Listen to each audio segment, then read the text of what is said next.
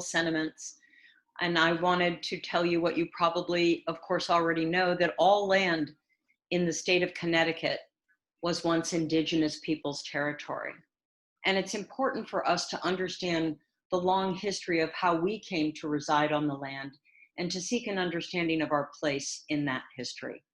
Land acknowledgements are not in the past tense, and we should not look at them just in historical context. Colonialism is currently alive and well, and we need to build our understanding around our participation in it. A land acknowledgement is a formal statement that recognizes and respects the Indigenous peoples as traditional stewards of the lands. It highlights their enduring relationship with their traditional lands. And it's interesting to note that acknowledging the land is Indigenous protocol. And it just says, we would like to begin by acknowledging that the land that is now the town of Simsbury, on which we gather, is the territory of the Weetag and Masako peoples who have stewarded this land throughout the generations. We further recognize that the Weetag Masako people's migration to Salisbury, Connecticut, alongside other Tungus tribes after Metacom's rebellion. The Weetanak, Pequot, Putatuk, Tungus, and Mohican peoples coalesced along the Housatonic River, creating the contemporary Scatucook Nation. We thank them for their strength and resilience in protecting this land and aspire to uphold our responsibilities according to their example. It is important to note that there may be people living among us today who continue to identify as Weetag, Masako, or Tungus among the Scatucook or other nations. We honor their continued survival and presence among us. And so that is our land acknowledgement.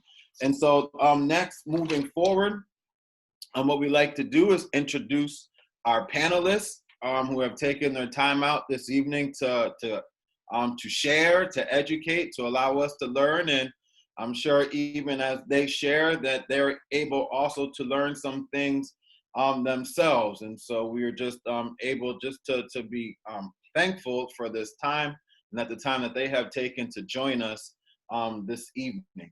So first we have Sage Phillips,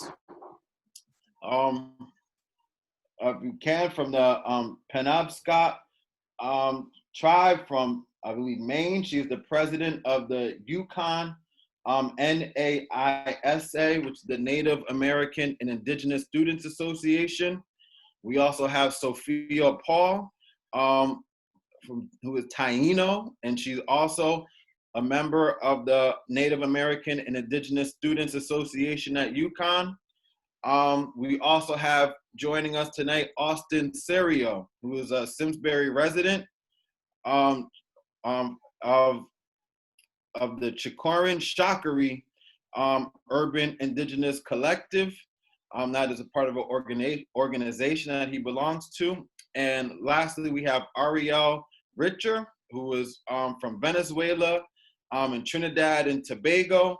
And she is also a part of the Urban Indigenous Collective as well. So we welcome them tonight as our panelists.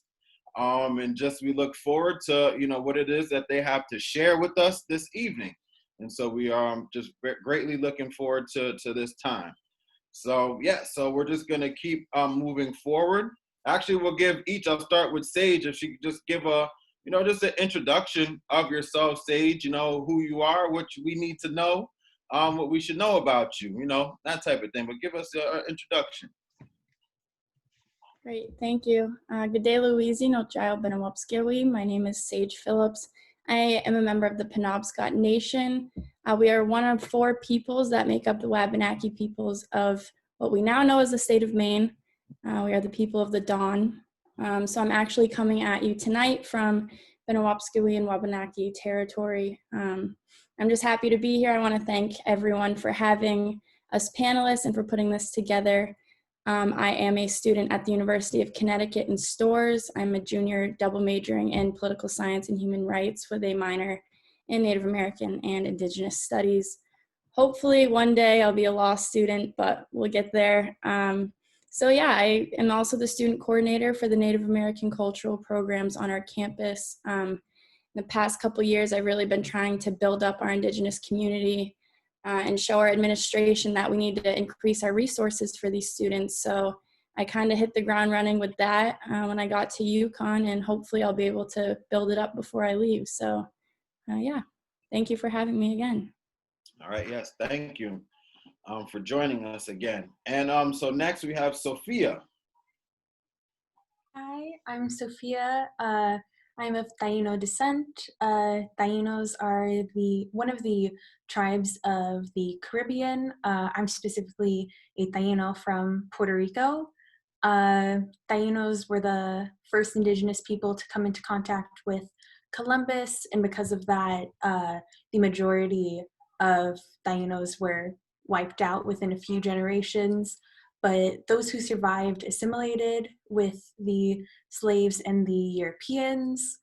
So there are still people today with Taino blood. There's just no more full-blooded Tainos, but our culture is still here. So I'm just working on making sure that we spread that culture. People are aware that we also, Tainos come in all different colors. So I'm also a student at UConn. I'm a member of NASA. I'm a junior political science major, minoring in HDFS, and I am planning on being a social worker. I just love people and helping people, and that's what I'm trying to do. All right, thank you, Sophia. Again, we appreciate you taking your time to be with us this evening. All right, next we have Austin Cerio. Am I saying that correctly, Cerio? Yeah, you're good. All right, thank you. All right, Austin, you're on. Awesome, thank you. So my name is Austin Cerio, and I'm an Indigenous person who grew up here in Simsbury, Connecticut. Currently, I'm the Director of Technology and Globalization at Urban Indigenous Collective, and I'm also the co-founder of Shock Talk, which is a culturally tailored telebehavioral platform focused on creating culturally appropriate and financially sustainable patient-provider relationships for Native American and Alaska Native peoples. And so I began my journey in tech while I was growing up in Simsbury. And so during my time here, I had to work really hard to overcome a lot of, gender-based violence and a lot of cultural-based violence, especially while I was growing up, in Simsbury High School. So I worked very hard and I was able to make it to NYU. And so I'm also a member of the Chicor and Chakri tribe of South Carolina. And so my ancestors are the indigenous peoples known as the Duhari, the Powhatan, and the Cheraw nations. And they resisted and survived Jim Crow by building their own institutions at a place called the Dimri Settlement. And so the Dimri people overcame, American apartheid, American segregation, by quietly preserving their traditional knowledge and their self-made schools and churches on the settlement. And they sharecropped to survive. A lot of our cooperative labor practices that were derived from traditional culture helped Dimri families to really kind of make the most of limited resources on the settlement. And then my ancestors personally walked away from sharecropping when they joined the Great Migration to the north for the good union jobs alongside other peoples of color. And so my grandmother arrived here in Hartford, our land of opportunity, with my 8-month-old mom in the fall of 1960. And so my mom was the first person in my family to overcome sharecropping, going to University of Bridgeport to be a nurse. And she raised us in Simsbury because she knew, firsthand the transformative impact that, a really high quality education, high quality public education could make. And that is how I became the first person, in my family to go to a school like NYU. So a little bit about me, my background, and also my relationship to Simsbury. All right, thank you very much, Austin. And lastly, Ariel, if you don't mind, I'm just introducing yourself to the audience tonight. Absolutely. Thank you for having me. My name is Ariel Richer. I am white on my dad's side and descendant of the indigenous people of Venezuela and Trinidad on my mother's side. I am the Director of Research and Advocacy at Urban Indigenous Collective, and I also am working on Shock Talk, the telebehavioral app. I am a licensed master social worker. So shout out to Sophia. We can chat later about social work stuff. And similar to Sophia, actually, so, you know, I'm descendant of people who are from the Caribbean, and, you know, Venezuela, Trinidad was one of the second stops that Columbus made on his exploratory journey. And because of that, there's been a long history of colonization. So that kind of speaks to why I don't even know the names of the tribes that I come from. On my mother's side, she grew up in a Catholic boarding school in Trinidad. So I was not even able to access that information to understand who I come from and where I come from. And that's something I learned much later in life. And it's been this great journey understanding my connection and my indigeneity. But that's why you'll hear, you know, some people able to introduce themselves in their native or indigenous languages and be able to articulate who they're descendant of. And then there's others of us who aren't able to do that. And that's all a product of colonization. But currently I am I'm sorry, I also have a cat. Currently, I am a third-year doctoral student at Columbia School of Social Work. That's where I did my master's of social work. And that lends to my research that I do through and with Urban Indigenous Collective, which I will talk a little bit more as we discuss, you know, issues that are of our concern. But I'm really excited to be here tonight and to just be able to share and, you know, build an understanding of people who are, you know, willing and open to have a conversation. All right. Thank you very much. All right. And I guess, you know, oh, yes, Nicole. I wonder if, and Kosi, you had mentioned you're so good at moderating these conversations. It's very weird to feel connected when you can't see people's faces. We are recording this session, and I just wanted to invite, if anyone is interested and willing to be on camera, to turn on your screen so we can have a little bit more interaction visually. And if you could just acknowledge permission in the chat feature, we would love to have a little bit more of a feeling of interaction. And second of all, ask any questions in the chat feature, because we want to make sure that we're able to pass them forward to the panelists. Yes, we would like to see faces. Definitely. It just helps with a little more connectivity here. So if you're okay with that, then yes, please allow us to see your faces. Let's build a little community here. All right. So Ariel, I think your introduction definitely was a perfect segue into our first question that we have. And that is, if you would, I guess, just share a little bit more of your Indigenous connection and how that informs and impacts your life today. And Sage, we'll start, well, with Sage, we can start with you, if you're okay with that. Yeah, sure. So I am white on my mother's side, and then I get my Penobscot roots from my dad. And I think I'm most connected through my grandfather, who has been, you know, he is like my holy grail. He is the most traditional Penobscot man you'll ever meet. And it's hard going to Connecticut and not being able to, you know, speak with him as much as I would, but he is my tie to my roots 100%. Everything I know, I've learned from him. And I think that's super important to acknowledge, because if it weren't for him, I would be so just, I don't want to say ignorant, but not able to speak my language or share what I'm going to share with all of you tonight, So, but yeah, I think it's really important to acknowledge also that I am as connected to my roots as I am because I've gone out and searched for them. For us Indigenous people, and I'll only speak on behalf of myself, but it's not written in a book. We don't have many written histories, it's all oral. So when my grandfather speaks to me, I kind of have to write it in my head, and that's what forms me as an Indigenous person today, is active listening and learning. And in my reclamation and my journey I'm still searching for my Indigenous identity, so I couldn't tell you all exactly what that looks like, but again, like Ariel said, that's a direct product of colonization. So yeah. All right. Well, thank you. Man, that's great. All right. Thank you. All right. Sophia, if you don't mind, it's with the same question, if you could share some of your connection and how that informs your life, it impacts your life today. Yeah, so on my father's side, I'm Spanish, but on my mother's side, I'm Puerto Rican and Taino. So I've always been connected to my Puerto Rican culture, just through my mom, even being in mainland USA. My mom's actually here today, so shout out to her.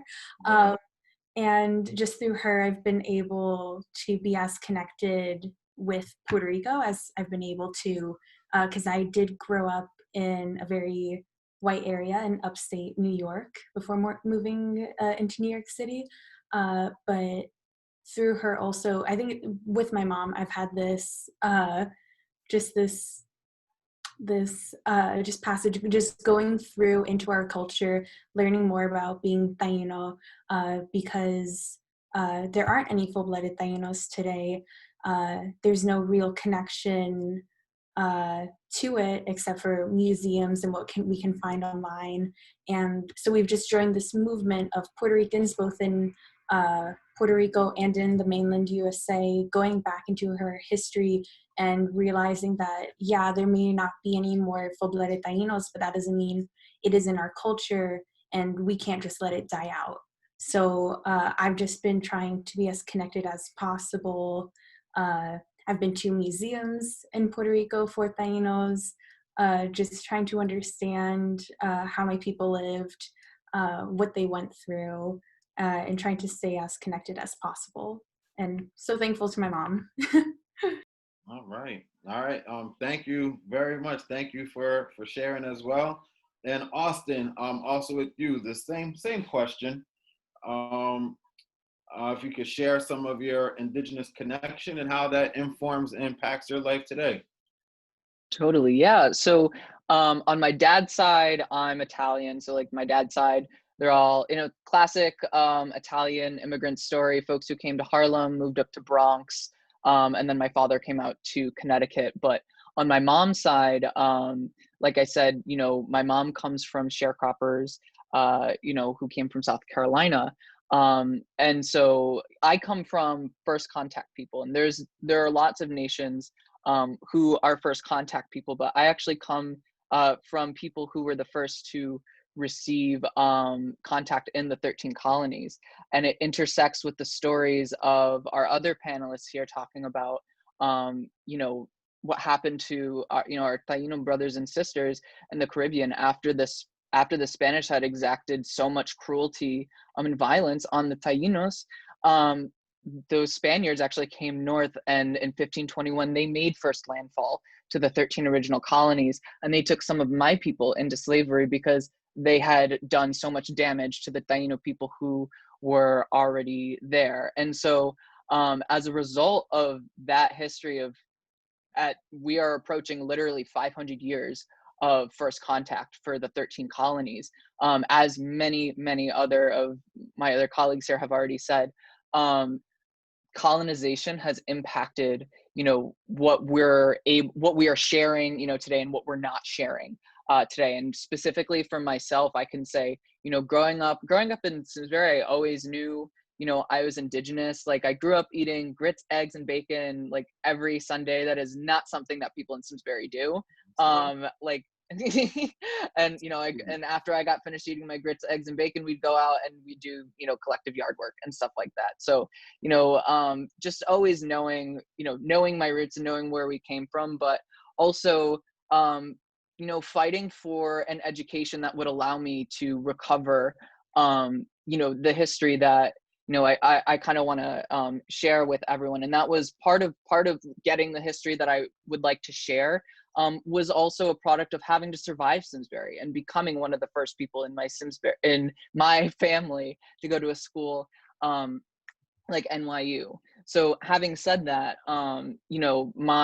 so I come from the Chicora and Shakari Nation, and Chicora is another name for Duhari. And there's the Cape Fear River in North Carolina. That's where the Spaniards, first landed. And so as a reaction to the Spaniard colonization of Duhari, Chicoran lands, my folks, said, hey, we should probably get out of here. There's a lot of Spaniards who are coming into the Southeast here. So, a lot of Eastern Woodlands nations are decentralized, so we don't all take the same migration path.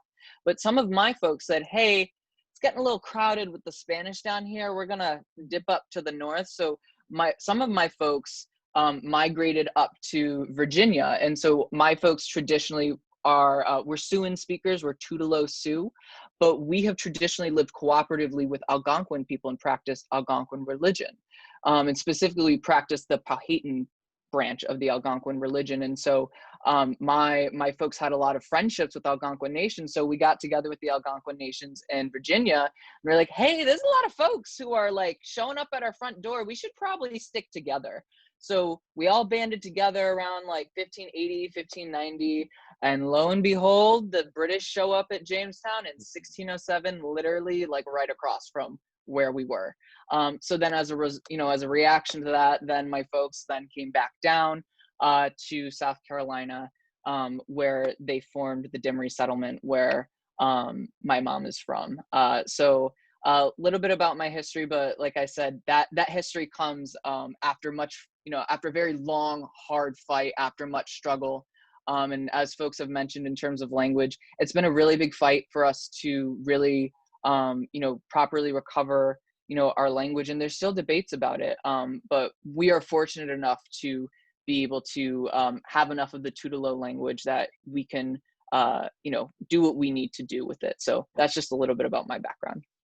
All right. Thank you very much, Austin. And also, Ariel, there's definitely, if to be able to add about I know you shared some of your Indigenous connection and how that informs and impacts your life as well. Absolutely, thank you. As I mentioned, I am Afro-Indigenous and white, white on my dad's side, and how that impacts, so I honestly didn't even learn about this until about 5 years ago. I was living in DC at the time. I was working for the Administration for Native Americans, which is a part of Health and Human Services. It's a federal agency. I was programs that we were funding within Alaska Native and American communities here in the US. And I was working mainly on language revitalization projects, and then social and developmental and social development projects. And also at the time was the first, I hate that I even have to say this now, was the first fight against the Dakota Access Pipeline. If y'all aren't familiar with that, there have been updates and they are starting to reassess the land again. It never really stopped, but that was 2016. I got involved with one of my best friends, Jordan Marie Daniel, who was a Lakota woman, and she said, "Hey, do you want to run 2 miles with me?" I said, "Absolutely not. I am not a runner." But then when she described to me why we were running, it was the welcome run for the youth who were running from Cannonball, North Dakota, in protest of the pipeline and hand delivering the petition to Army Corps of Engineers and President Obama at the time.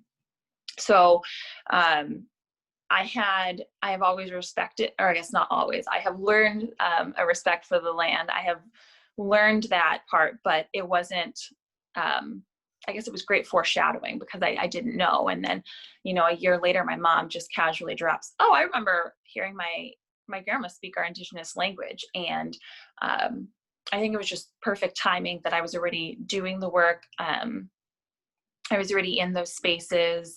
I had been basically adopted in from my best friend into my best friend's family, but I didn't understand that connection. That definitely was just spiritual tie, much deeper. And from there, it's been a journey of understanding what indigeneity means to me, what it means to be Black and Indigenous, and to be white.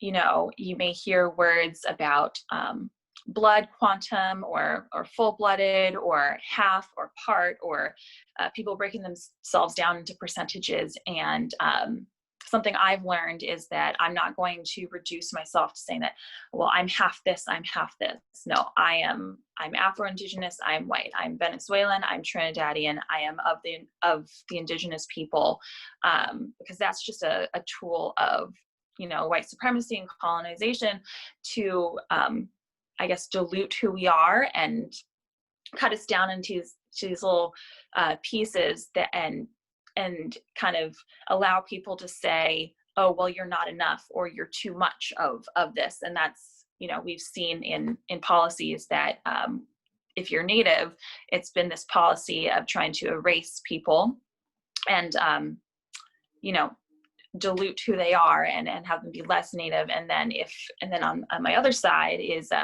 being Black, you have the one drop rule. If you are any bit of Black, then you are also left out of or that was you're left out. So coming to realization of who standing, you know, reaching out to my grandma, you know, I'm sorry, this is going a little bit long, but even just for, you know, a representation of colonization, like on my dad's side, I went to England and I was able to, you know, trace back and see our family tree to like the 1600s. So I have this long history of it being able to be written down. And I think Sage mentioned that about, you know, we have more of an oral history, which brings into us not knowing our language or not being able to know our language because of boarding schools and the policy was that we can't speak our language. So from, you know, even like my grandmother, me not being able to hear that language, I'm missing out on history there, and it's things that aren't written down. So it's not like we didn't have ways of preserving who we are. It was a, you know, a very concerted effort to stop us from being able to pass along our history in an oral way. So for me, Indigenous is a connection with, you know, land, with animals, with our other living relatives, and living in community, and, you know, having good relations and good connection with people who are around you, and, you know, focusing on restoration and focusing on community. So that's just kind of roundabout way everything that I've learned so far and I thought was most pertinent for this conversation. All right, thank you. And I think too, a part of what you mentioned in regarding your language, and Sage, and from hearing what you're saying, you've been able to learn your, and hold on. So, and I guess I want to ask you, should we say the word Native or Indigenous? So if I say you learned your Indigenous language or you learned your Native language, how would you prefer that to be said, if I may ask? I prefer either Native or Indigenous. Okay. Penobscot. Thank you. Yeah. So, all right. So I guess, how did you learn your Indigenous language? And like, how much of an impact, how much do you get to say it? You know, who do you get to speak it with? How much does that, you know, impact, you know, your life? Yeah, so disclaimer, I have not been able to learn my full language fluently. There have been efforts to write it down. We have a Penobscot dictionary. That was a project that came out of the University of Maine a few years back. That's been really helpful. Just hearing my grandfather, you know, every time I go over, he greets me with a new word, and he knows I don't know what it means. So we have like that little exchange. But like I said before, like active listening, and I have one of his sisters is fluent in the language. So anytime I can see her, I'm like, oh, like, Auntie, can you teach me what this means? And then, you know, you get to practicing it, especially through working with NACP and NASA. Those spaces I'm really grateful for because I do get to share them there. I don't really get to share them in the home as much. My dad doesn't speak fluently either. He does know, like me, he knows his way around it a little bit, but it's always a constant, you're constantly working at it. You're constantly going out and looking for new words. And even just like seeing it down on paper is totally different from speaking it. It's a whole new concept. So I can like speak it like right off my tongue, but I can't write it down nearly as easily. So it's always just, like I said before, you have to want it. And I mean, I do. I want to keep my ancestors alive through the language. And if I don't keep it alive in myself, then how are those that come after me going to carry it on? We don't want our language to be lost, certainly not. So I hope that answers that. Yeah, that's great. Out of Sophia, Austin, or Ariano, perhaps do any of you know any of your native language as well? All right, Austin, I see you put your hand up. Yeah, so so I do know a very small amount of Tutelo. I'm continuing to learn more, but it's really what Sage said. You have to want it, and you have to really want it. It can't just be like this passive thing that is like nice for you to throw out in conversation. Like you have to really want it. You have to really know its value. You have to really work for it. My people, because we were contacted so early, like we really struggled with the language question for a long time. And it's only because our nations are decentralized, as it's already been said, like there was such a concerted effort to make sure that we could pass along our languages and cultural, cultural tools.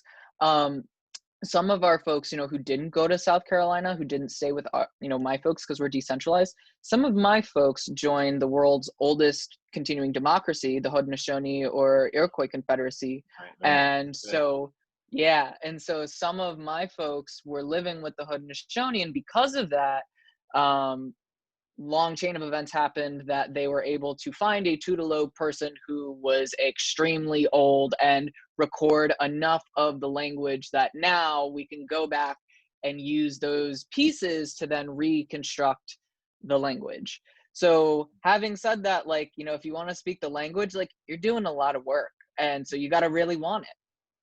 All right. Thank you. Appreciate it. How about you, Sophia? Do you have an encounter with your indigenous language? I guess maybe I would say you're bilingual at the least. I know that. Yeah. So I grew up speaking English and Spanish. Right. But there is a Taino language. They spoke the Arawakan language, which is technically extinct, but the Spaniards actually adopted a lot of the Taino words. So like things like canoe, canoa, like that is a Taino word, or barbacoa is also Taino, or Arawakan, I guess. A lot of the towns in Puerto Rico, Guayama, Guaynabo, are still the native words. If you know Puerto Ricans, a lot of us call ourselves Boricuas. That's because the native name of the island is Boriquen. So we are Boricuas because we're from the island of Boriquen. Or like fruits, papaya, guava, those are native words. So we don't have a full language that we speak, but still in Spanish, we've put our culture in there. All right. Thank you. Learned something new just right there too. Thank you very much. Never knew that. All right. And how about you, Ariel? I don't know what's your experience with a language. I think you heard your mother say she heard her grandmother speaking it. Okay. Can you hear me, Ariel? I think we're having some connection issues there with Ariel. All right.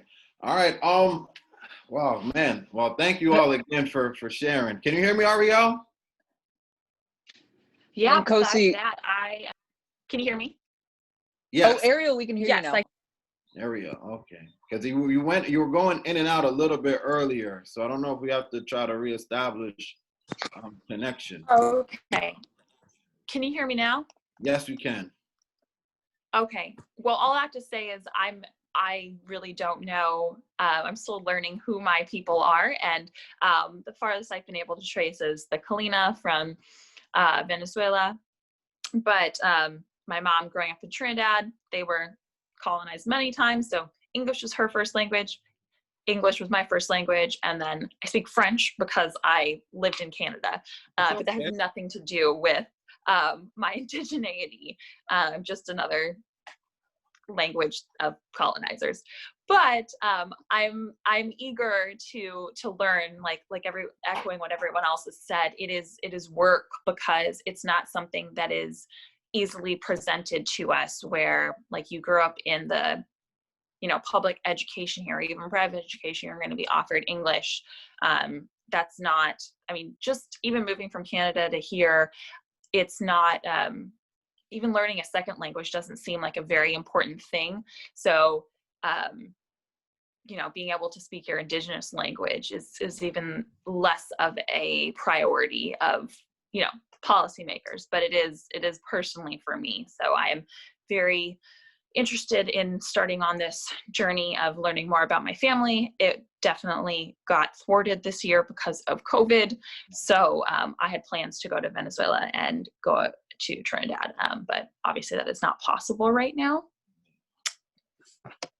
That's all right. You'll have time to be able to do it and do the retrieving.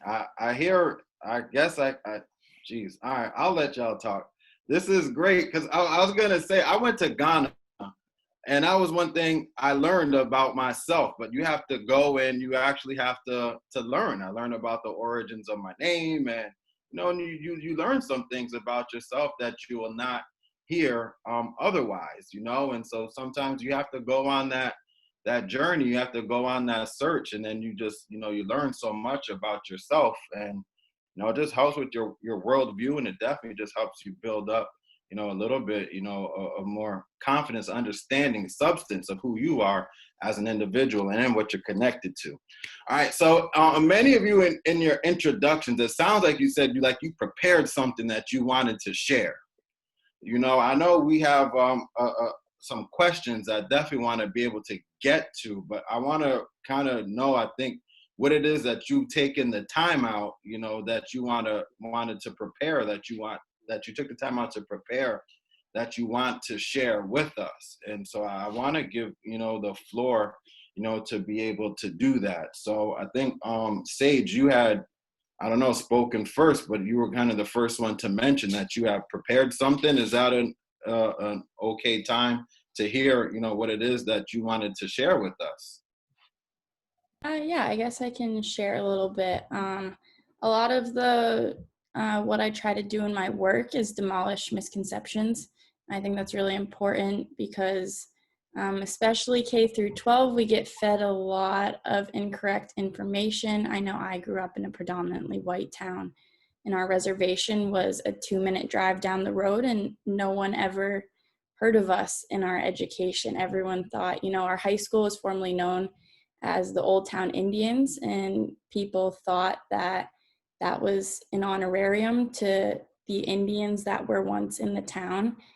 So through that, we were erased already, but we were also never taught that Indigenous people are still here.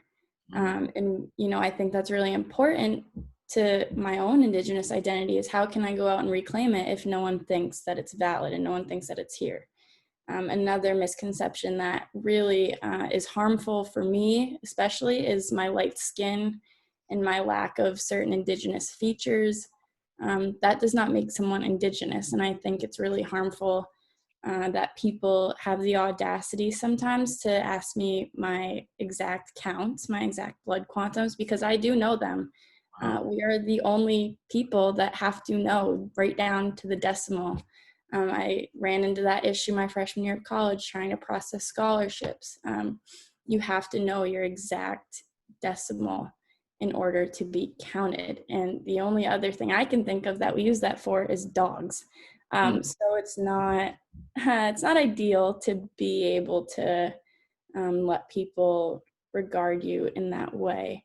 I could go on about misconceptions, but I really encourage everyone to look more into them and how, you can correct yourself or those around you. That's a lot of what I try to do, especially in our work at UConn, in our work at NASA. You know, one of our topics, and Sophia can talk to this, is we try to validate everyone and make sure they know that, because people come in and they're like, I know I don't look Taino or, you know, Penobscot, but I am. And we're like, no, it's okay. Like, we know that here. So that's one thing for me, especially, you know, I say to people I'm Penobscot and they're like, well, you don't look like one. And I'm like, well, what does that look like? Because up until now you thought we didn't even exist. So I think just actively learning about what it is that harms us and how you can help us demolish it. Because if we can do that, if we can demolish these misconceptions, we can free ourselves of the educating side of our identity and go out and find it for ourselves. All right. I like that. All right. I don't know, Sophia, was there anything that you had prepared that you want to share with us? Yeah, kind of going along the same line as Sage, really. I am a very white, pale person. And so just connecting with even just my Puerto Rican roots has been difficult. Even more so, saying that I'm Indigenous, people would definitely look at me like I'm insane. I think there are a lot of misconceptions over what it means to be Hispanic or Indigenous. I've had so many people fight me over me saying that I'm Puerto Rican. They're just like, you're lying. Like you're just flat out lying. And I'm like, who would do that? This is my culture. I'm proud of it. I want to spread it. You know, I mean, it's my dad's fault I'm so white, but I'm okay with it. Still fine with it. I think people just need to realize that it's not about, you know, if you're half, if you're 15%, that isn't what matters. You decide how connected you are to your culture and how important it is to you. I'm sure there are plenty of people who are like, yeah, I'm Indigenous, but it's not something I really want to focus on. Well, there are others who do, and that's up to them as a person. I also, like, we're incredibly diverse.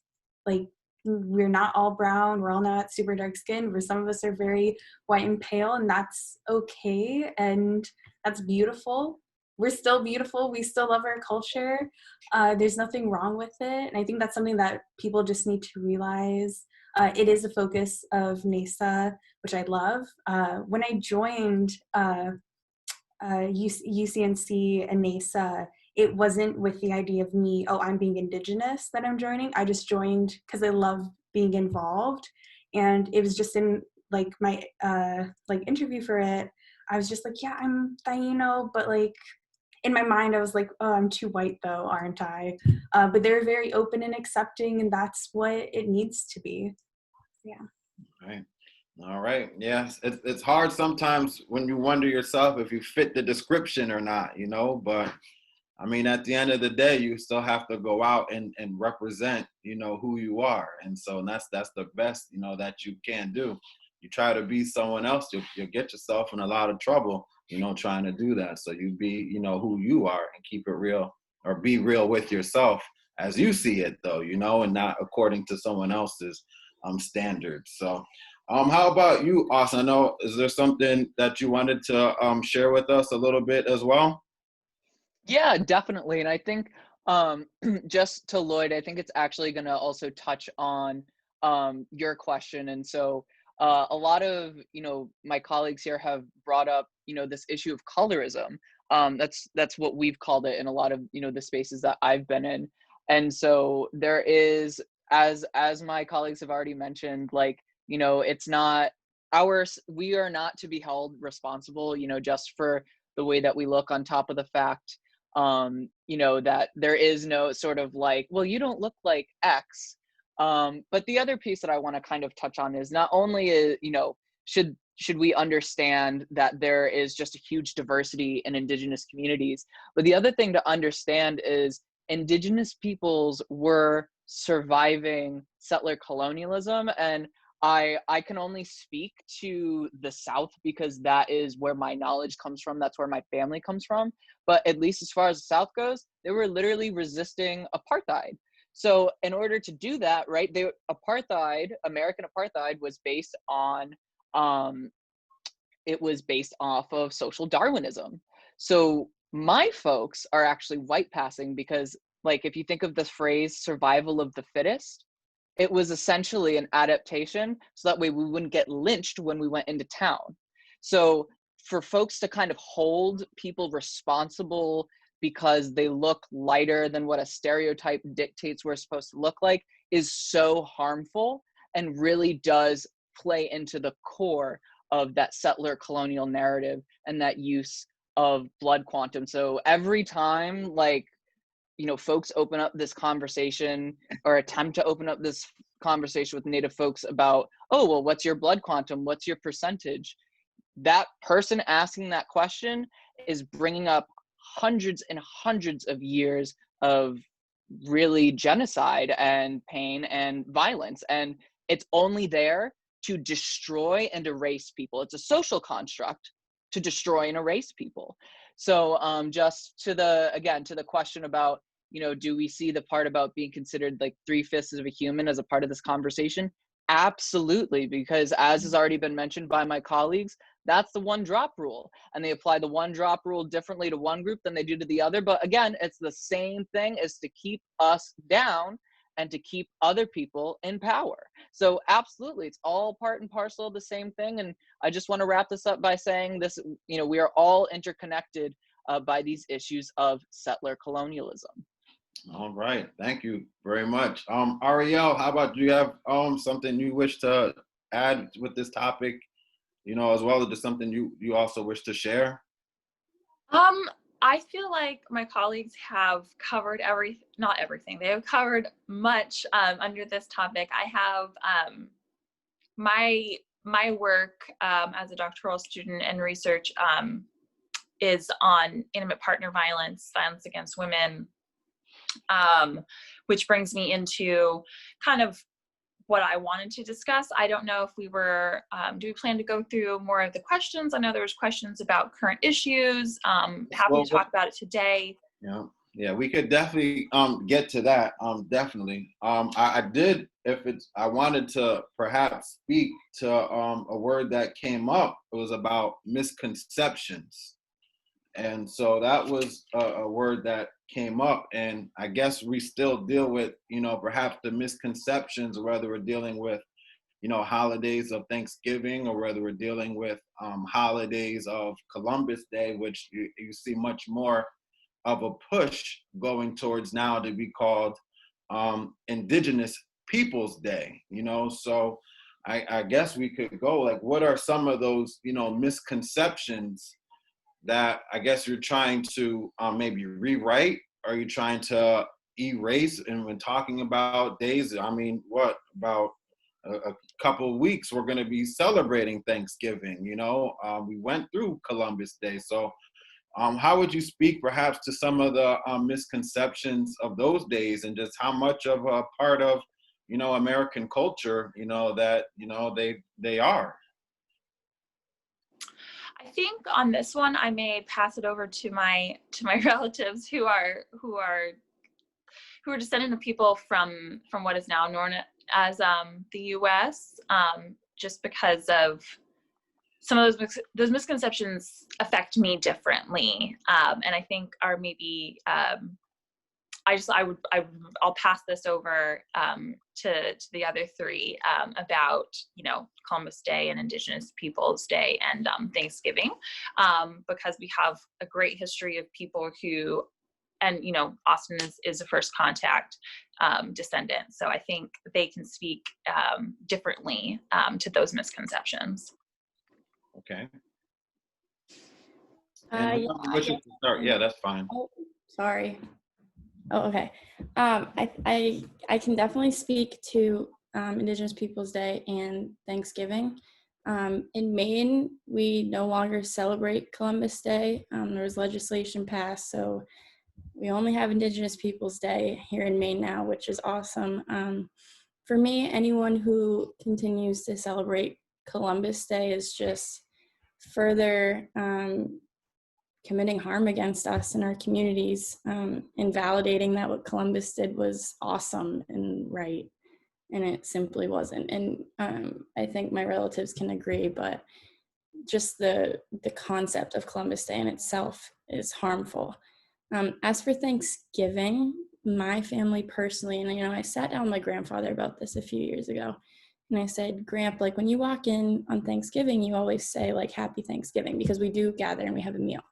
And I'm like, but I don't feel comfortable celebrating on this day. Like, what are you celebrating exactly? He said to me, I say Happy Thanksgiving, but we're gathering in this meal to acknowledge that we're still here and that our family has made it this far and that we're still here. So we're going to gather over this table. And, he always starts us off in prayer, and, he'll say, Wuli Winkachinu was, thank you, Great Spirit. We are still here. Thank you for this food. A lot of the time it's traditional food. It's like we do a moose harvest every year, and we prepare that a certain way. So it's really things like that with Thanksgiving that you have to understand. And I think it's reclaiming my roots for myself. Is I was always conflicted as a kid, like my grandfather, like my Penobscot grandfather's like Happy Thanksgiving, and Sage over here is like, I don't want to say that. But then, after that, I kind of went out and educated myself on Thanksgiving. And I don't know, I highly recommend the book There by Tommy Orange to everyone here. It's all about urban Native identity and reclaiming your roots. But I just wanted to read a short excerpt from the beginning about the Thanksgiving meal. So he wrote, in 1621, colonists invited Massasoit, chief of the Wampanoags, to a feast after a recent land deal. Massasoit came with 90 of his men. That meal is why we still eat a meal together in November, celebrate it as a nation. But that one wasn't a Thanksgiving meal. It was a land deal meal.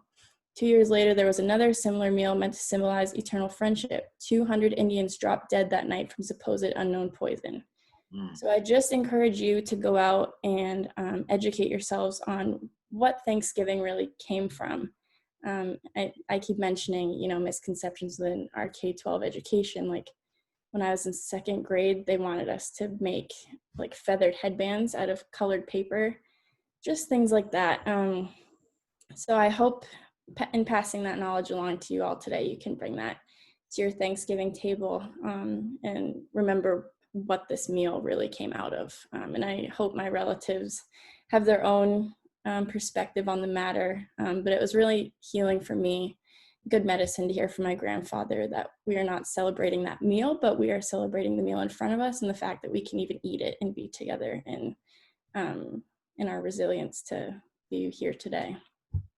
Oh, it's all right. Well, and that's the great thing about being to talk to your parents. You gain wisdom, right? And you gain perspective, and that's for many people of color, whoever, just sometimes that disruption and family causes such a major loss. But the fact that you still have that connection, you're able to glean that type of wisdom, it'll help you, to grow and, in all that you do. So definitely hold on to that. You can't ever, you can't put a price on that type of wisdom and that type of teaching. So definitely, it sounds like you're holding on to it anyway. So, you keep doing that. That's awesome. All right. Yeah. Any other talk about perhaps misconceptions? We were talking about the Columbus Day or Indigenous Peoples Day, or even Thanksgiving. I don't know if there's any other perspectives that you might have on that you wish to share. Okay. Sophia, you have your hand up there? Yeah, I guess I wanted to give my own perspective on that. Because like I mentioned, I grew up in a conservative area in upstate New York. And I didn't understand what Columbus Day really was. I mean, I remember growing up just thinking, oh yeah, I got a day off. Maybe got to wear pilgrim outfits, thought it was awesome. It wasn't until much later on I realized the real meaning, how it was celebrating really the destruction of my people, my ancestors. And I think it just shows issues with today's education system, that we can allow something that incorrect, that wrong, to just go on in our education system. So many kids believe it to this day. and it's just not fair. I mean, let's talk about what Columbus really did. Yeah, maybe it should be recognized. Yeah, he came, whatever. He didn't discover anything. People were already here. What should be recognized is the lives that were lost, the cultures that were lost, and the suffering that happened, which is why I think it's important that every state recognizes Indigenous Peoples Day now, is that we have to recognize this. I'm sorry, Columbus, but no, there was nothing good came out of him coming here. And then as for Thanksgiving, I think it can be what you make it. And there's such, like Sage was talking about, the real history of Thanksgiving is so dark. But I would like to think of Thanksgiving as a time where I can be with my family and be happy. I usually celebrate Thanksgiving with Puerto Rican food. I always ask my mom to make pastelón. That's what I want for Thanksgiving. I usually celebrate it with my neighbors from Trinidad. So we have roti, we have oxtail, and we make it something beautiful. And it doesn't have to be that dark, horrible history. Right. Yes. Thank you. Yeah, that's yeah, and you make the best out of those days, right? And you still make the best. People, you still come together. You're celebrating survival. You're celebrating, family. You're celebrating heritage. You're celebrating culture, and there's still so much. And so sometimes those days just become that opportunity to come together, just to be, in that sense, thankful for what it is that you are able to have for that exact day, for that time, to be able to gather. And so sometimes it just becomes an opportunity to be able to come together. And so if you throw away that gathering time, then you're throwing away a lot more. And then that's a real victory, I guess you can say, for that, if you reject the coming together, altogether, then that's a real defeat, I guess we could say. Yeah, so that's, and oh man, and as far as Indigenous Peoples Day, I know here, in Connecticut, and I'm sure it's happened elsewhere. I don't know, Sage, how it happened in Maine, but what kind of friction, what kind of conflict, was there any at all, moving from this transition from Columbus Day and saying, no, we're gonna now, we're rejecting Columbus Day, and we're gonna, to institute Indigenous Peoples Day? Do you ever have dialogue with someone who might not share this perspective? And how does that go? Kosi, if I could actually, Yeah. thank you, Sage, appreciate it. I wanted to jump in here, and there was a related question asked by Diana. And so as both a first contact person and someone who I am first contact and Italian, I want to take this opportunity right here, right now, to set this straight. Okay, what Columbus did was wrong, and it was the continuation of a tradition of violence that existed since the Roman Empire, because the Roman Empire exacted a ton of genocide and violence against what was then the indigenous peoples of Europe. And so arguing that that is appropriate to then bring across the ocean, because that's what happened 1,000 years ago, does not fly. And that is what I have to say about the matter. So this whole thing about it's our culture and what have you, yeah, you could definitely say it is the culture of the Roman Empire, and the Roman Empire has a lot of social problems that are embedded in our society today. And frankly, they are where a lot of the violent problems come from. So yeah, that is exactly what we're talking about. And no, that should not be uplifted and celebrated. It's point blank what it is. All right. Thank you. Set it straight. All right. So yeah, but it is, I mean, I think it's, we try to have dialogue, with people who don't share sometimes the same opinion. Maybe it helps us grow and allow them to grow as well. And that's something that we're attempting to do, with our organization here. How can we get this to have a dialogue sometimes with folks who don't always have the same, share the same viewpoints? But we thank you for sharing exactly all that you have shared so far. All right. I think another part, I don't know, does anyone else have a question here in the audience before we move forward? Is anyone else Okay, from the I audience. think Lizette had her hand up at one point. Lizette, you do? Okay, go ahead, Lizette, shoot away. Oh, hold on. Do I have to unmute you? Hold on, I'm sorry. No, I don't. Okay, yes, thank you. So I'm Sophia's mom, and so I wanted just to say, to thank you for this activity. Seeing my daughter and all of you young people so engaged in your heritage and your Indian and your Native heritage is fantastic. Um, I will tell you by my perspective, being born and raised in Puerto Rico. Um, we have been submitted in my education. I was in private school. It also happens in public school, where the Indian heritage, Taino heritage, African heritage was pretty much removed from our education. Uh, we have very little left. It's in our food and some names in our towns. But the fact that we don't have much more and that we have not put so much effort until recently, I've seen there is now more and more of recognition and value to our indigenous people.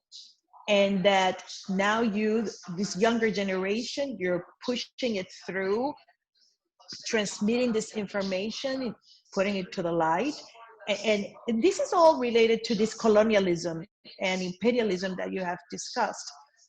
I went through this, learning in school only one point of view for the time that Columbus came into the Americas, when the United States came to Puerto Rico, Cuba, Philippines.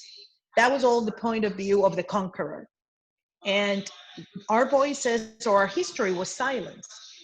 And now, with so much of your generation bringing it up and making us, I have to say, very proud. And I wanted to let you know, share that with all of you. So thank you and keep up the good work.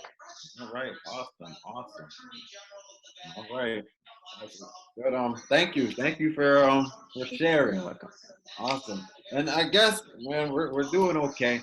If I could go back a minute, and we talked about the aspect of, I think, like the blood counting and like the percentage of what percent of your blood are you of, your indigenous, of your native, your native culture, indigenous people. Now, like in Connecticut, there's like we got the Pequots and the Mohegans. So perhaps from what I understand, like with the casinos and things to this extent, help me out.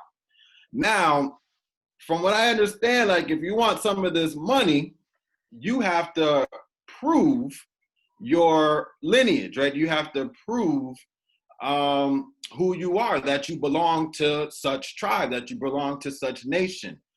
Is that a common practice, or is this something that's just coming because there's money involved? I mean, I really am, just wondering about that, because we're just talking about the point of having to prove, how much of such and such you may be. So is that something that is common practice? I guess that's what I'm asking. I can kind of jump in with this one. So it's definitely an important question to discuss. It's something that I hear asked a lot. And I'm glad that we're actually bringing up this exact issue of casinos, because it applies to the land that we're on today and the nation that we have if you are in Simsbury, if you are in the 5th District of Connecticut, the nation that we collectively have a responsibility to, the Schaghticoke Nation based in Kent. And so there are often these questions around it's unfortunately, it's an old trope about the rich Indian. And what that's really about is we understand that these narratives are being told from the colonizer's perspective. And so the idea that, because remember, Native American nations are their own sovereign nations. They have their own rule of law. So if you have an organization with its own rule of law, it's probably not good if they can support their own economic development. So you want to then apply these different things, but oh, well, you know, they're rich. Well, so we're going to take away their power because they're actually really powerful. So these questions about Indian nations supposedly having tons and tons of money is actually an old question from someone else's perspective that I think we can just kind of get rid of, because then going back to, you know, the land that we're on now. So the Schaghticoke submitted what was considered the best researched petition to the Bureau of Indian Affairs for federal recognition.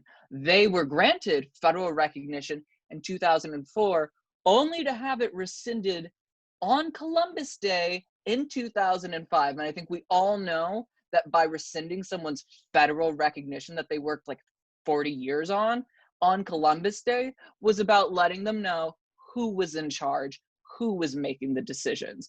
And so specifically then, like, I have resources that I'd be more than happy to pass along. I've actually forwarded these resources to Johanna Hayes' office. I actually had a call with her legislative director today about this issue. And so when you go back and look at how the justification was made to revoke Schaghticoke recognition, it was based on a lie that they were going to build a casino in Kent. And there's literally quotes of the political class saying, oh, imagine if they built a casino in Danbury, Kent. That would be awful. That would ruin our scenic, you know, charming villages, which is on par with what the president is saying about people of color destroying suburbs. It's all part and parcel of the same card. So the state of Connecticut has traditionally and continuously used this trope of the rich Indian over here in Kent trying to get a leg up on the state of Connecticut and all of our, you know, nice little mountain communities over here, that they want to come and trash it with some casino. That's the narrative that was told. And that was why their federal recognition was not only revoked, but then that was actually used as an opportunity to make the process harder for literally every single Native person in the United States. So that decision on the Schaghticoke to reverse their recognition, they then made a rule change. And that's the reason why now Native people only get one shot at applying through the BIA. And if they don't make that shot, then they can only receive recognition through an act of Congress. And so this is something that, like, its nucleus is actually centered on the very place that we are on right now. So I'm really happy that you brought that up, because that's definitely something that I think we can all kind of come together on and, you know, say, you know, how can we support, you know, our responsibility to the people who are still here today and whose land that we're on now. Man, that was a lot, Austin. That was a lot. That was a lot, man. Wow, that's a lot to chew on right there. That is a lot to chew on, and even just to bring it into current policy and current, you know, politic, and, you know, and some of the verbiage that's being used, and never would even brought it there. And it's you know, great revelation that you did bring it there, because great, thank you. Wow. All right. I think also man, that was hot. All right. Part of what we want to talk about also, I think some of the issues, questions that we have, or perhaps if we could just kind of make a transition, you know, after that. It's a hard one to transition off of, but what are some of the, I guess, the current issues? I guess that is a current issue, as a matter of fact, and even the fact that Connecticut has now led the way into national policy as far as being able to be recognized as your own land, your own nation, and now Connecticut has put dropped a bomb on that. I had no idea, as a matter of fact. So that's part of what has just been opened up to me, open to all of us. I had no idea, but thank you for sharing that. So apart from that, now the difficulty of even having the recognition of nationhood. I know we have a few, someone that's about to be a doctor, some social workers in the house, and, you know, other folks. So what are some of the, you know, some of the other issues, you know, perhaps that, you know, need to be talked about that are faced by Indigenous peoples in, you know, in 2020 going into 21? What are some of the issues that you find yourself, you know, through your work, that you find yourself having to deal with? And we'll just, you know, open that up. So I think for me, representation, especially at UConn is a land grant university, and just simply trying to get UConn to recognize that and its Indigenous students has been the hardest work I have faced as an Indigenous person yet. I'm sorry, can you just, when you say it's a land grant university, I don't mean to cut you, but could you just kind of just say what that is quickly, before you move on? I'm sorry. Yeah, so basically, in short, the university's on stolen land, as we all are. But I'm conducting I have a grant. I received a grant last year for a recent research project, and one part of that is like how universities need to acknowledge their land better. And so we're going in and we're diving into exact parcels and boundaries and sales of the land. So land grant, and I can drop it in the chat. There's a great resource. It's called Land Grab You, but you can actually click on the map and see that like UConn received its land by exchanging tickets for other land across the country. So UConn got their land from other tickets and vouchers that they were given to acquire the land that they stand upon today. So with that, the administration of UConn, they well know, they're aware of that. But what we've been trying to get them to understand is that there are Indigenous students, very low numbers. I mean, UConn is a huge institution and we have maybe 30, low 30s students that identify as Indigenous. So we've really been trying to get the recruitment of Indigenous students underway.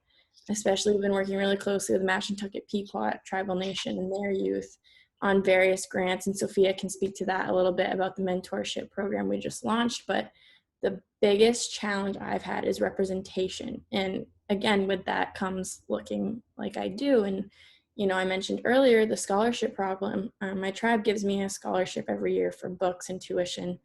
In my freshman year, I went to the bursar's office and I said, "Hi, I just need you to process this." And they said, "We need your tribal identification with your numbers." And that was just like very eye-opening for me in how the university treats its Indigenous population. So we've been trying to advocate for more resources. And the question that keeps coming back to myself and my colleagues is, well, what population are we serving? And, we're trying to let them know that it's us, like it's me, it's Sophia, it's our whole community. And that's just been so hard, and just getting the community to acknowledge that we do have Indigenous students. And our UConn's newspaper just released an article a few weeks back saying that, our university is on the lands of people that no longer exist here.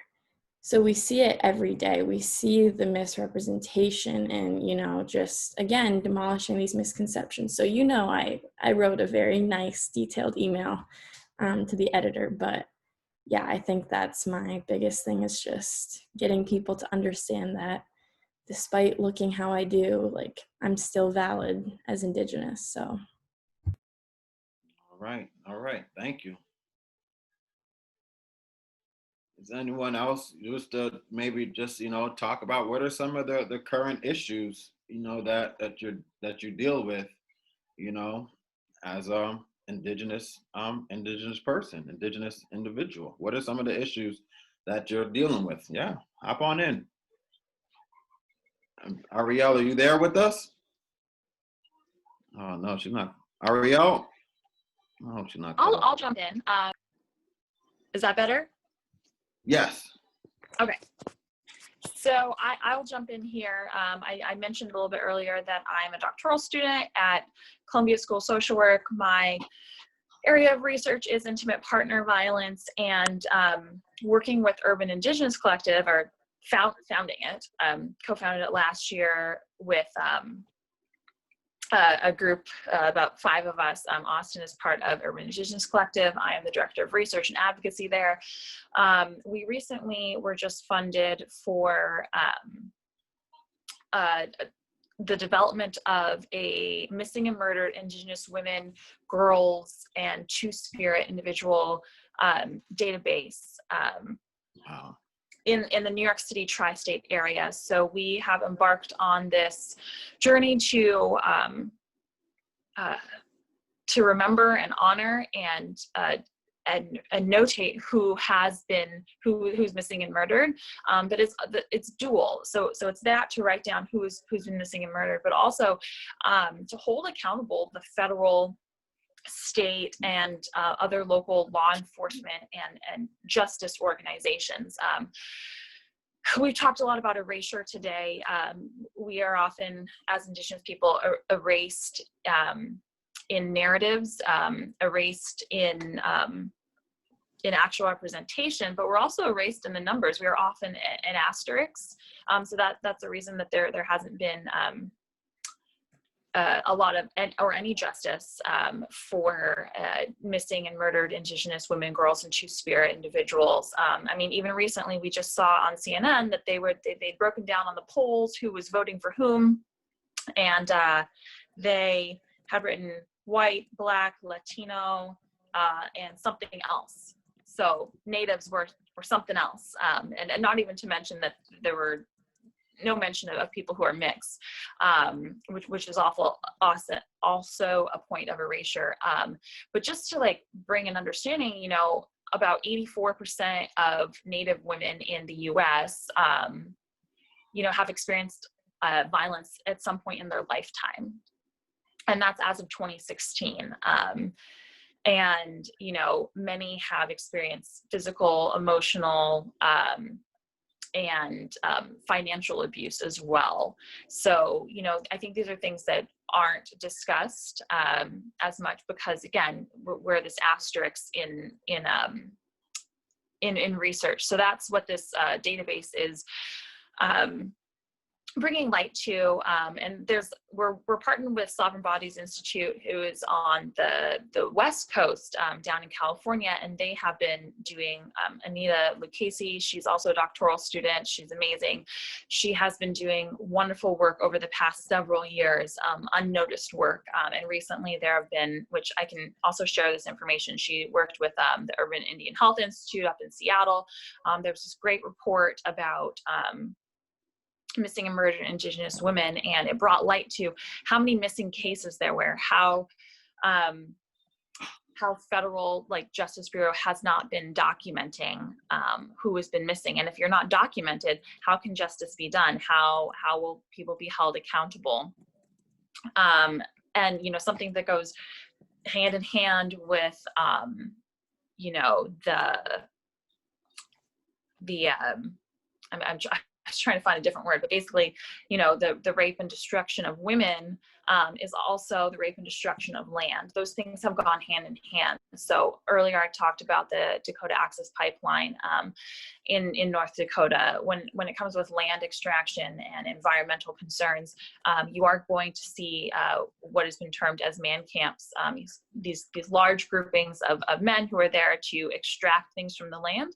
And part of this power and control that comes with intimate partner violence and in just gender-based violence is this assumed power and control over women as well, or people who are seen as weaker. And then I also do want to acknowledge people who are gender minorities and Two-Spirit folks. Two-Spirit encompasses folks who are, you know, queer, gay, lesbian, bi, non-binary, within, and who are Indigenous, who are also experiencing extremely high rates of violence and being missing and murdered.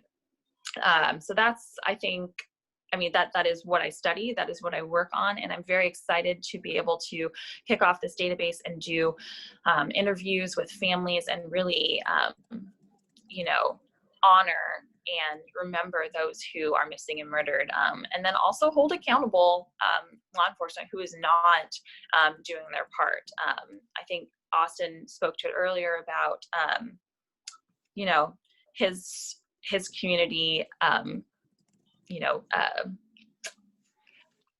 filling in those gaps where things aren't done, like, you know, having their own schooling, having these different systems. So like constantly we are filling in those gaps for, you know, government that isn't trying to do that for us. So we are, you know, we are stepping in and taking care of what needs to be taken care of and doing the research that needs to be done. And yeah, I think that's mainly what I wanted to focus on, and really appreciate, again, you know, having this space to be able to share what's been going on. Can I ask a question, Ariel? Yes.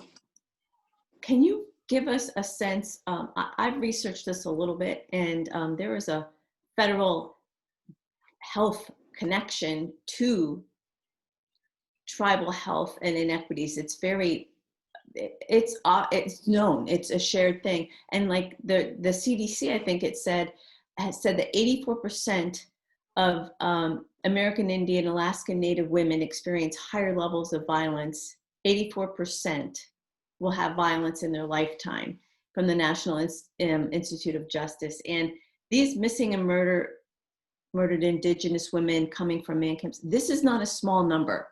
So can you help us understand, like, this was shocking to me that this actually happened. Can you give us just a sense for the scope of this problem, which is going on today? And even there has just been legislation, I think last week, to begin, it's it's a national rainforest in Alaska, to open it up for mining. And of course, Indigenous women are protesting. So can you help us understand the scope of this reality? Yeah, I mean, I think even just discussing about those rates, you know, 84%, I think among the general population of women, it's somewhere in the 70s, 60s, 70s, and that's of lifetime violence. And then you're going to see higher rates, you know, when you are bordering reservations. But another area where that is, you know, kind of erased and not understood is in urban environments, because, you know, 71% of Native identifying folks live not on a reservation or on federal trust land. So that's kind of where, you know, Urban Indigenous Collective has come from. And we also don't ascribe to this federal understanding or definition of what being Native is. You know, we've talked about, you know, upwards of 500 federally recognized tribes, but, you know, that also leaves out state recognized tribes. Austin, you know, pointed to how it's very hard to get that recognition, because because there are sovereign, they are sovereign nations. And I say they because I don't descend from people who are of what is now known as North America. My people are from South America and the Caribbean. So I like to be very open about who, where, and whom I'm claiming. But understanding this, like, scope of what's happening between like environmental, or I guess the environmental concerns that are at this nexus of violence is, you know, honestly, I don't even think we have full correct numbers on that. Just to say that, like, you know, you highlighted those numbers, that there is going to be higher in those places where this land extraction, where this resource extraction is coming from. And, you know, there have been a variety of recent legislation. There's, you know, Savannah's Act, that was named after Savannah Greywind, who was unfortunately murdered, and her baby was taken from her, from the womb, and that was 2016, 2017 now. It's weird thinking in retrospect that happened, you know, it feels like several years ago, but it feels like yesterday also. I am cautiously optimistic about federal legislation when it comes to this, because I also understand the you know, just the history of empty promises and what's out there when it comes to federal. So I trust more of what are our communities doing, how are we supporting each other. When it comes to, you know, the work of Sovereign Bodies Institute, SBI, you know, there's a lot of self-support or support within our own communities and doing this hard work on our own. Like none of these acts or legislations would be anywhere if it weren't for the on the ground work that all of our Native communities are doing right now and bringing light to that. Only recently in the past, I would say 5 to 10 years in the US has this been even brought to light kind of about what's happening. There's been maybe a little bit of a longer history up in Canada with the First Nations up there. There has been a longer history of work and bringing light to people who are missing and murdered up there. But it's a long road and we're just starting on it here. But I think it's important to highlight the resilience and the work of each of our communities and how they're coming together to provide that support and really just notate and document who is missing. So that was kind of a non-answer, but it was an answer that we have some numbers, but basically I'll drop a link for one of from that report that I mentioned, that basically there were just many cases of basically, you know, the work that we've done, seeing that federally they have the communities that we know who's been missing and who's been murdered, and that it's been lost in the data. It hasn't even been noted anywhere.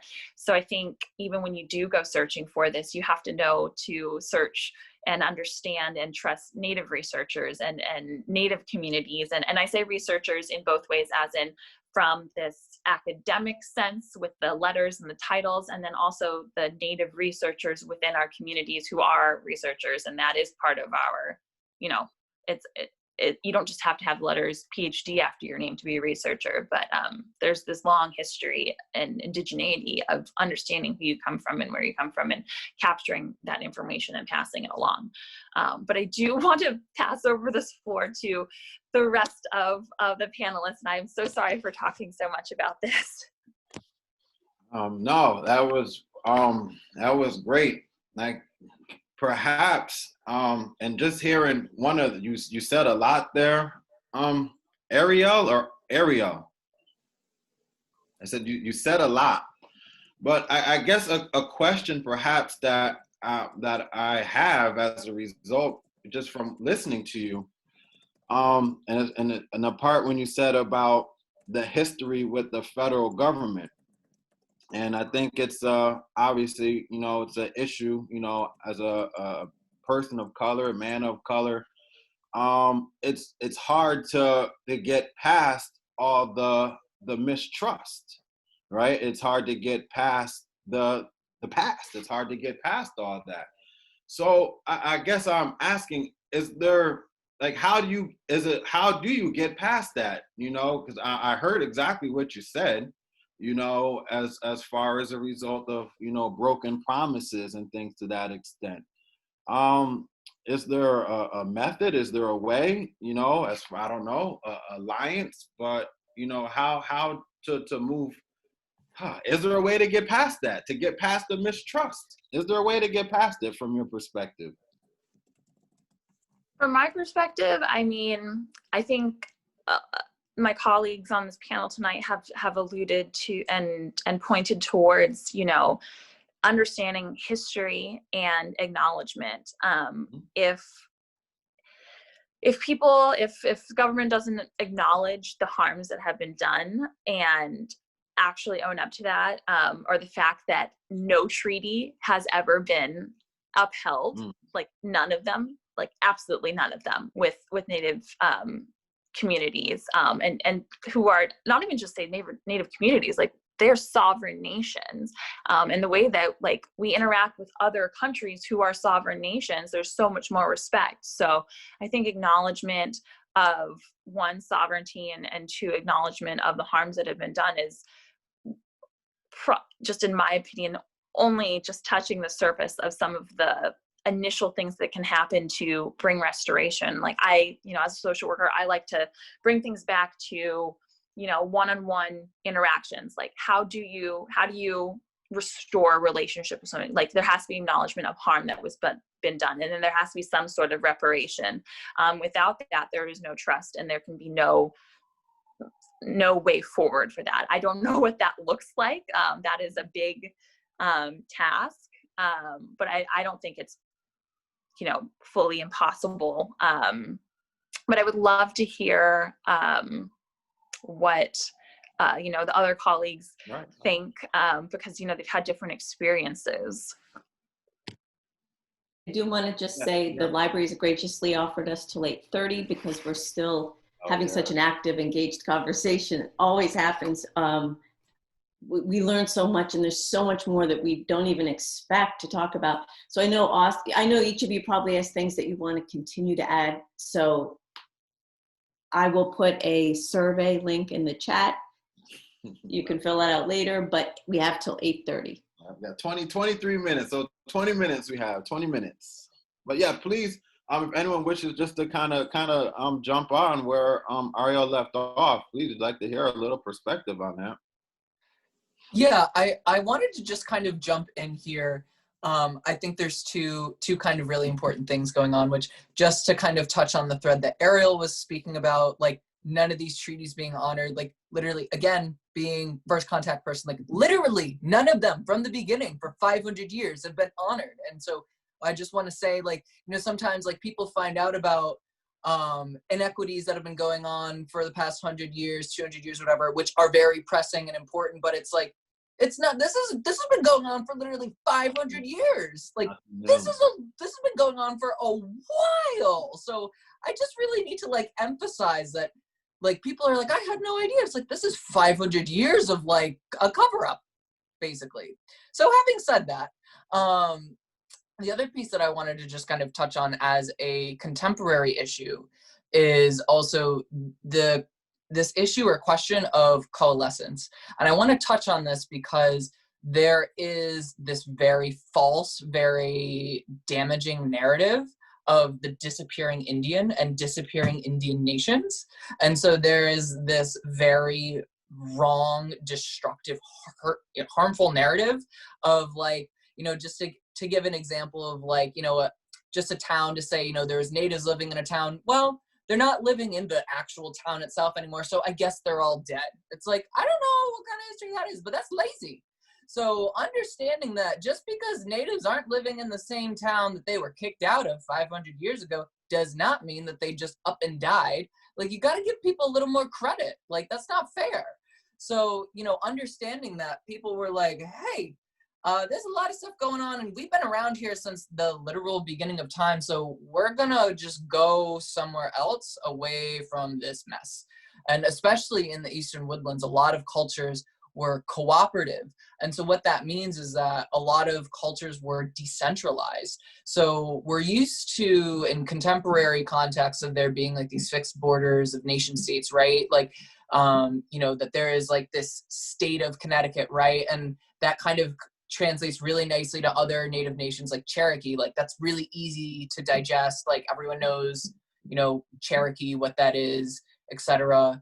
But, you know, there's other ways of organizing, other kinship structures that are more common to Algonquin and Eastern Siouan peoples that, as a result, you know, our tribal bands would at times separate and then re-aggregate in, you know, different formations. And so realizing that these tribal bands may have left a specific piece of land, but that they are not dead, they are not gone. And continuing that narrative is hurtful not only to Indigenous peoples, but is frankly hurtful to all of us, hurtful to all people of colors, and even, I would argue, hurtful to all people in our community, because I think for all people to be deprived of what is the true history of the land that we're living on, I think that's really a disservice to everyone. So I guess what I'm trying to say is that by really honoring, you know, coalescence, realizing that, you know, the Weetag-Massaco people went to Schaghticoke, that doesn't mean that there's no more Weetag-Massaco. That means that the Tungsis people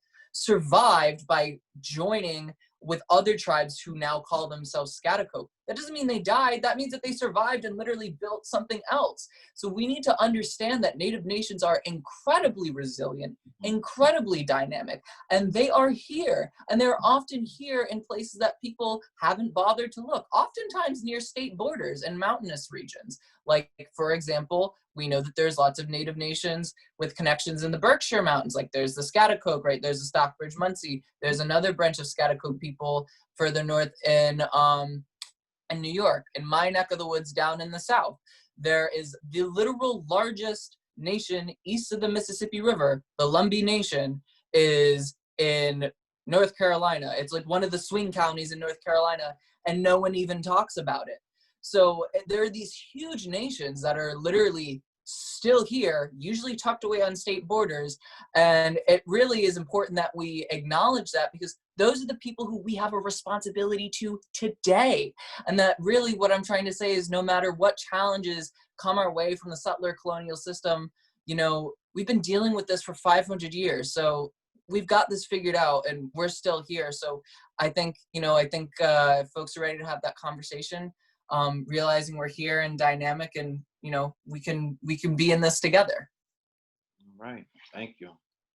All right, thank you.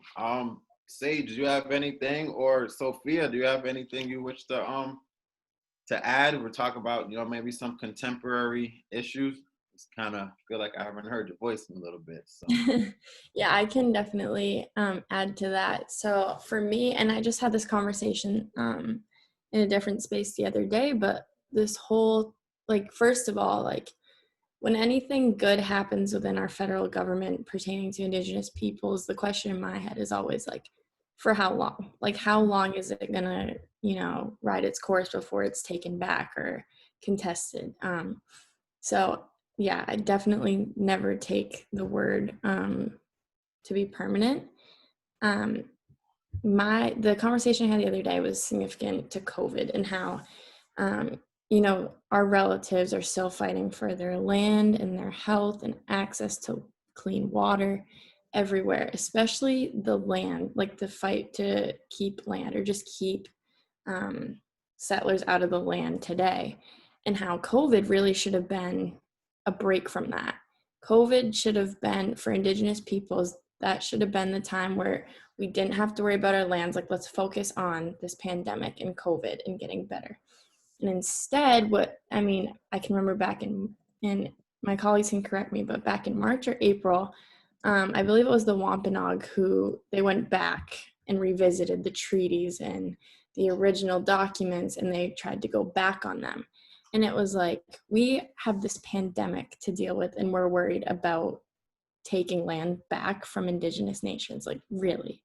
So stuff like that. It's just and then the Navajo Nation got hit the worst with COVID in our country. Why wasn't anything done with that? Why? And, the Kumeyaay lands out west, they should have had a break during these hard times. And instead, Indigenous people got hit more, if not, double. So to sum up what I'm saying is we cannot, me personally, I can only speak on behalf of myself, but I cannot trust the future of myself and my relatives. And by relatives, I mean the ground we walk on, the air we breathe, the water we drink, and all of my living relatives, all of our Indigenous relatives elsewhere. Cannot trust our federal government with their futures, their best interests in mind, because that's not what they're worried about. They're still, and the both of you have already spoken to this, but they're always looking for ways to show us who is in power, who is in that seat, who's driving the bus, and they're staying there. So yeah, to sum up what I'm saying, no, I definitely do not give any trust that way. Wow. Oh, that's real. Thank you for obviously your honesty. That's real. That's for real. How about you, Sophia? Do you have anything you wish to add in regarding you just talking about some contemporary issues? When I'm thinking of Taino issues, they usually connect with Puerto Rican issues. It's just very interconnected. Puerto Rico right now is going through a lot with the hurricanes, the earthquakes, corruption, just having a tough time. I think most indigenous cultures have always had a very beautiful connection to the land, to Mother Nature, and to see global warming just completely destroy what's there, and not being able to recover. I mean, I always think of after Hurricane Maria, Trump just throwing paper towels at us as if that was going to fix all of the problems and fix what was going on. I was in Puerto Rico in the beginning of the year, and they still haven't recovered from the hurricanes. While I was in Puerto Rico, there was an earthquake. And that's very unusual, and it's not because of, it's not normal, it's because of global warming. It ties in with all the environmental issues that other indigenous people are fighting. These aren't things that we've done. I think it's true that Western people have forgotten their connection to the earth, and they've harmed it, and now we're facing the real horrible consequences. Puerto Rico has the one rainforest in the US, and it's beautiful. It's called El Yunque, and it's one of my favorite places to go. It has just all of this food, nature, animals, and it might not be there because of what we're doing. And it was a sacred place to the Taínos. That it was there. People like to compare it to, like, it was the Taínos' Mount Olympus. That's where their gods lived, and it's beautiful. But it's just, we're just harming it right now. Also in Puerto Rico, Ariel kind of talked about this, the issues with transgender people. So many transgender people in Puerto Rico have been murdered, attacked, and that's an issue that transgender people of color are facing in the US today. And it's just horrible. People just don't understand. It also ties into with violence against women. That's also something we see, I think, with all minorities. And I think just there's so many issues, it's difficult to just focus on one, because I could get into the corruption in Puerto Rico, the health concerns with Puerto Ricans, Taínos. We have some of the highest rates of diabetes, obesity, and part of it is because the US controls what food goes to Puerto Rico. Like my mom talks about growing up on Spam. I mean, she loves it, but that's not the healthiest thing. Or just that they're so poor that they can't afford anything else. And it's because of what the US has done. I think, like my peers were saying, something that has to be acknowledged is the government's work in putting Indigenous people down, basically. Like I always think of, I think educating people is the first step, because there's so much ignorance, and I don't think ignorance is necessarily a negative thing. You just haven't been taught yet, and you just have to be open to learning more. And I think that's something that will help. The government is a whole other issue, but I think to get the people of the US to really realize that Indigenous people are still going through so many difficult things today is through education. And I try to do that just one-on-one. It doesn't have to be on a big forum. You don't need to, like, anyone can do it.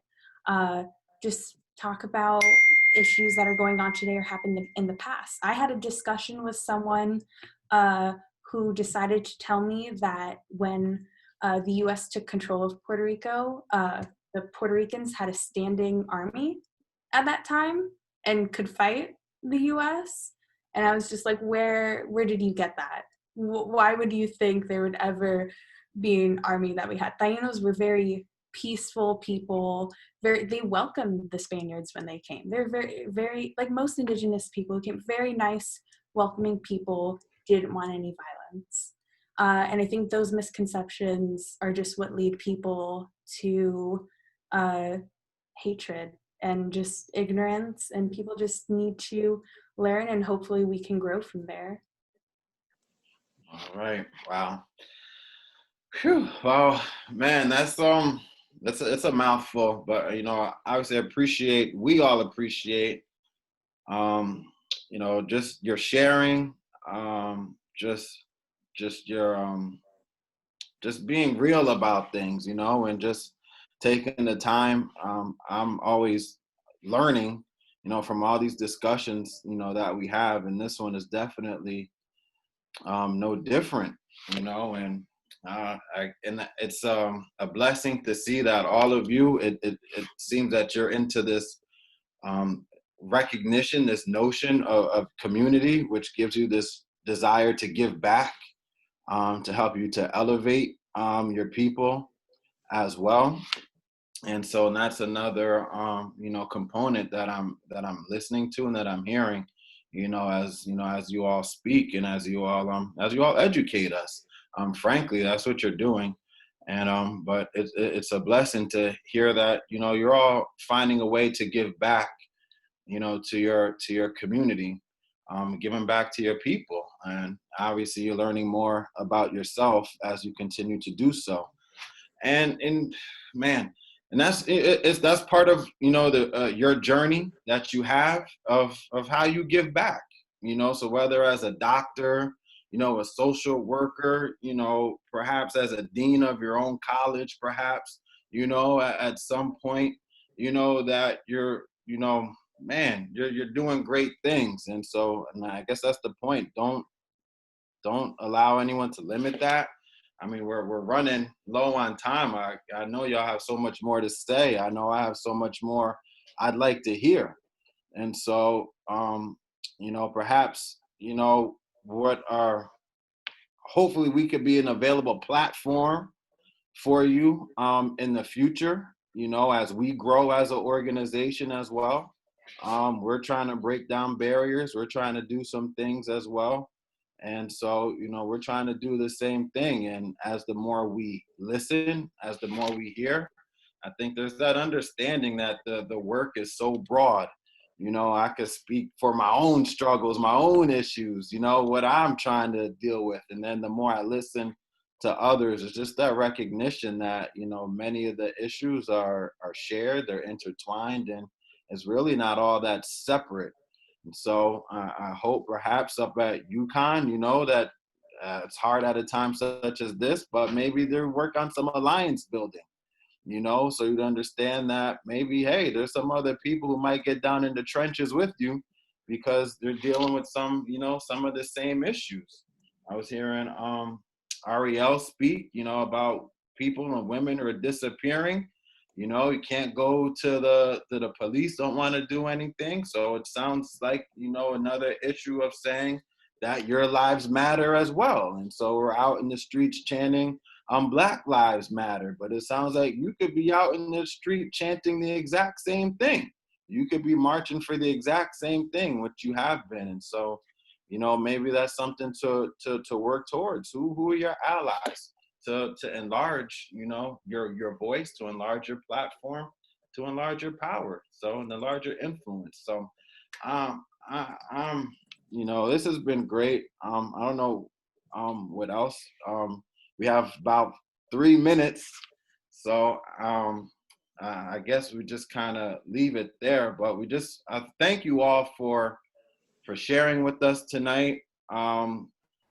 Lindsay, I know you're back there. We want to give a shout out to you with the Simsbury Public Library as you continue to give us this platform to allow us to have these conversations. And, you know, there's just an understanding that as we continue to do these things, I know that it will continue to grow. So I could just say we're breaking down barriers too, and it's not all by people who look the exact same. We don't have the same viewpoints. We don't all live in the exact same place, but you know, we're coming to a place of understanding. We come to a place of agreement, and then from there we're able to move forward. So, you know, as you're able to open up, you know, to open up that work, and then you'll still also be moving forward. I don't know. This has been awesome. Thank you, man. Don't say, shout out to your grandpa, you know, to your peoples, you know, and just, man, man, next time bring them, you know what I'm saying? Like, grandpa should have been here, you know, next time, you know, I want to hear from grandpa. I know he got a lot of things he could share also, you know, but next time. You got that? Next time. I'll drop a video of him speaking. Yeah, because it'd be a blessing for all of us, though. You know what I mean? It really would. And so I could say that. So Sage, Sophia, Austin, Ariel, on behalf of the Spirit Committee, on behalf of the town of Simsbury, on behalf of, just all that we're doing, the Public Library, our Spirit Committee, thank you all. I hope this isn't the last time we hear from you.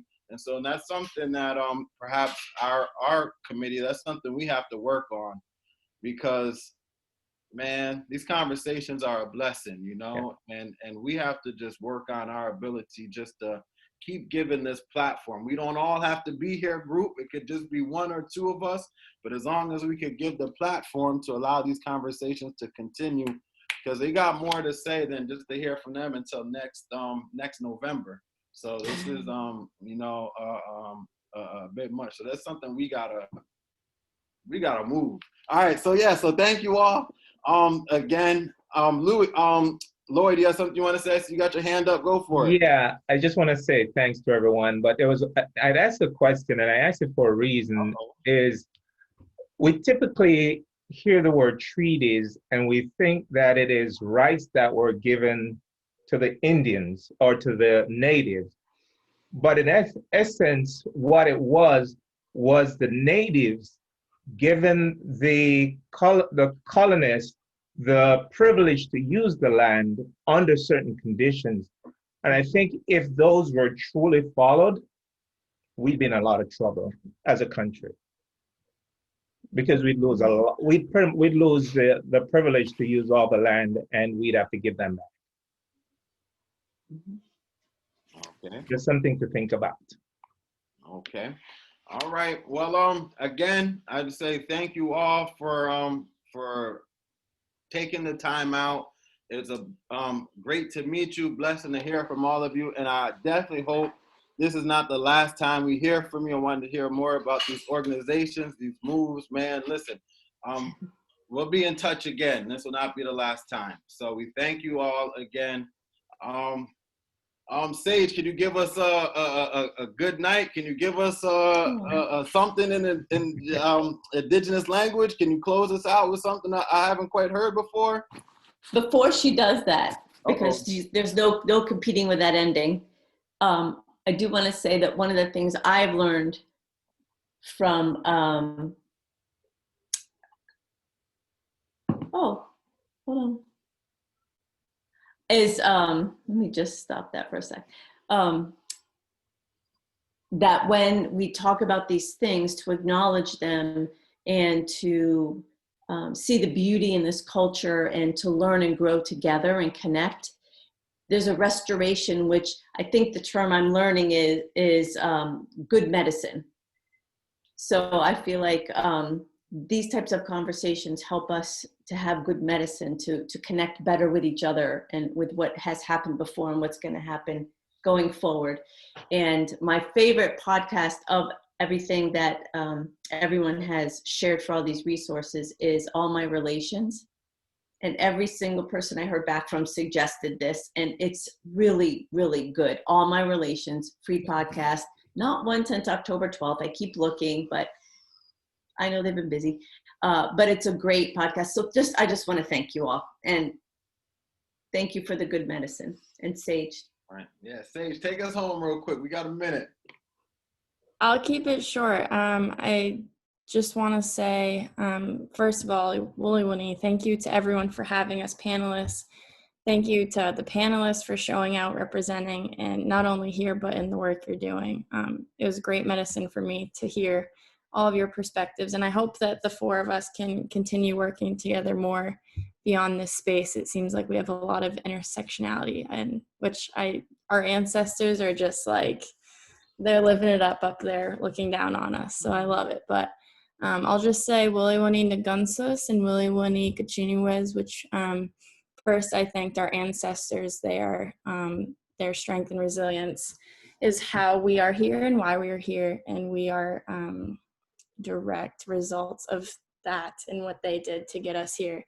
And then, of course, Wiliwani Kachiniwez, Great Spirit, another great influence on us as Indigenous peoples in all of us and all of our relatives. Just another reason why we get to do what we're doing and breathe the air that we do, to be able to fuel these conversations and have these conversations. So I encourage you all to learn outside of everything we talked about tonight, but also take care of yourselves, especially as we wait out this election. Let's put it at that. So thank you again. Thank you. All right. Thank you, Thank everyone. you. Have a great night. Thank you again. Thank you so much. All right. Thank you so much.